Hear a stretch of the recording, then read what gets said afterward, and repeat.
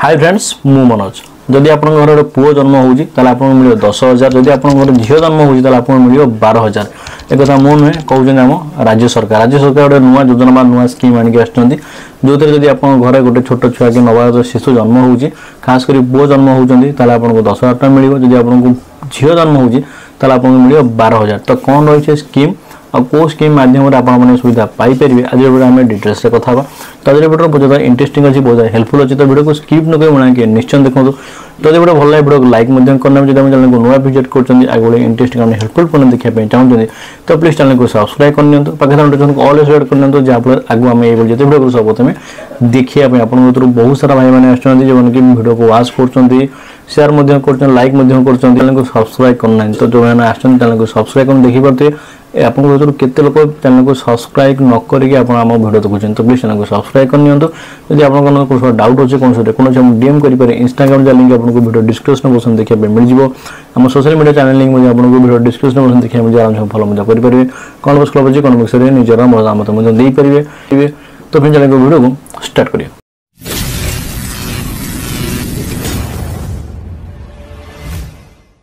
तो जमी मुझे कहली कि आम राज्य सरकार एवं नुआ स्कीम नुआ योजना आनी जो योजना माध्यम जब आप घर छोट छुआ जन्म होती किए पुओ ताल आपको मिले 10,000 झील हेल्ले मिले 12,000 कौन रही स्कीम क्यों मैंने उपलब्ध हो पारे आपको डिटेल्स जनाऊँगी वीडियो को स्कीप न कर निश्चय देखो। प्रथम कथा गर्भवती महिला राज्य सरकार कर बड़ घोषणा एणिकी पुओ जन्म हेले सरकार देवे 10,000 आ झील जन्म हेले राज्य सरकार देवे 12,000 टंका जमी मुझे कहली राज्य में कार्यकारी होता ममता योजना सहित प्रधानमंत्री मातृ बंधुता योजना मिलित भाव कार्यकारी हेबो बोली घोषणा कर मुख्यमंत्री मैंने जानते आगु आम राज्य में ममता योजना चली एवं प्रधानमंत्री जो अच्छी मातृ बंधुता योजना से राज्य में मिसापी जाऊँगी दुईटी योजना मिसी आपको फायदा मिल पार जो थी कि आपको पुओ हेले मिले 10,000 और झील हेले मिले 12,000 तार आहुरी मुझे कौन से कहीदे मंत्री घोषणा मुताबिक कन्या संतान जन्म गर्भवती मानक वर्ष को अधिक 2,000 टंका प्रदान करा जिवो। गर्भवती प्रसूति महिला मानक उत्तम स्वास्थ्य तथा कन्या संतान जन्म को प्रोत्साहित करने निष्पत्ति नि मोहन माझी ठीक अच्छे माने कह कथा जब पुओटा झील मान जो गर्भ टाइम थी उत्तम स्वास्थ्य खाया उत्तम स्वास्थ्य आउ 2,000 टका अधिका दिखाई जदि आप घर झीलटी होते सेपटे यही योजन पुओ जन्म हेले मिल 10,000 टका केते कन्या संतान पूर्व 10,000 टका दि जाता बेले नुआ कर आरंभ होगा यही मिलित योजन यही टंका को 12,000 टका वृद्धि करा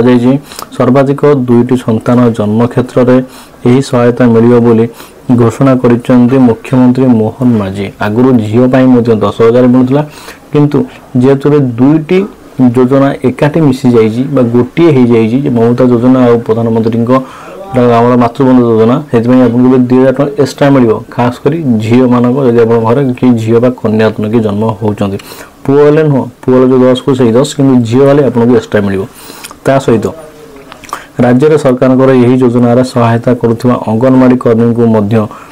एणिकी 200 टंका बदल 250 टंका मिल माने आपन को जो अंगनवाड़ी कर्मी जो मैंने आशा दीदी बोली कहते आगुरी 200 टका मिलूला 250 टका मिल 50 टका बढ़ी भाई बहुत बड़ कथा नुह बहुत अधिका बढ़े दी 50 टका मिल सह अंगनवाड़ी सहायता को 50 टका बदल प्रोत्साहन राशि भाव 150 टका मिल घोषणा कर राज्य सरकार एथिलागि आसंता आर्थिक वर्ष रे 511 कोटी टंका खर्च हेबो एथिपई केंद्र सरकार 115 कोटी टंका देबा थिबा बेले राज्य सरकार 395 कोटी टंका जोगाई देबे यह द्वारा राज्यर प्राय 4,50,000 गर्भवती और प्रसूति महिला लाभ मिलियो बोली कहिसंती राज्य सरकार हिसाब से अंगनवाड़ी जो आगुरी 200 टका पाते 250 टका लेखा पाइबे तापाई केंद्र किसी पैसा आसो राज्य सरकार किसी पैसा देवे ता मिलित प्रयास में जिन संभव हो पार जमी कहला आगुरी जानते आगुरी पुओ मान 10,000 झील मान 10,000 एवं जो 2टी जाक मिलती योजना मिसुची से आपको झील मान मिले 200 टका सरी 2,000 टका अधिक माने 12,000 जोटा कि खाद्य स्वास्थ्य को आखिर रखिए